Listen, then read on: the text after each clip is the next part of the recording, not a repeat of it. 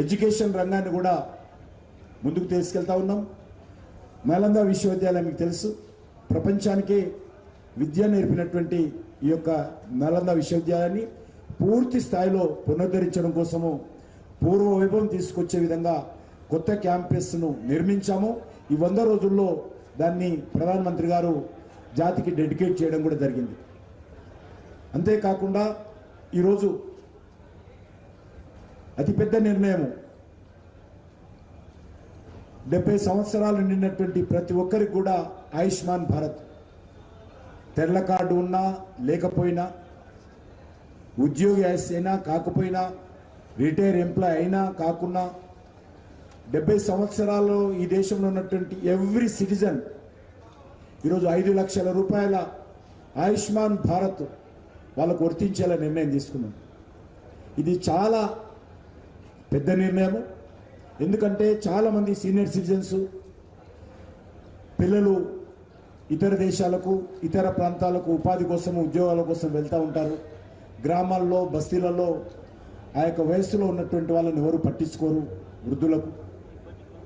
అంతేకాకుండా అనేక రకాల కుటుంబ తగాదాల కారణంగా కూడా మరి తల్లిదండ్రులను నిర్లక్ష్యం చేస్తున్నటువంటి పరిస్థితి ఈరోజు సమాజంలో కొన్ని కోట్ల మందిని మనం చూస్తూ ఉన్నాము.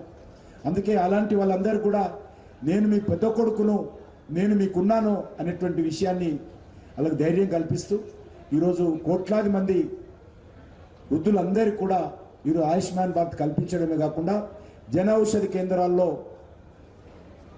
30% నుంచి 10% వరకే తక్కువ ధరల్లో వాళ్ళకు మెడిసిన్, మందులు కూడా ఇచ్చేటువంటి కార్యక్రమాన్ని కూడా ఈరోజు చేపట్టడం జరిగింది.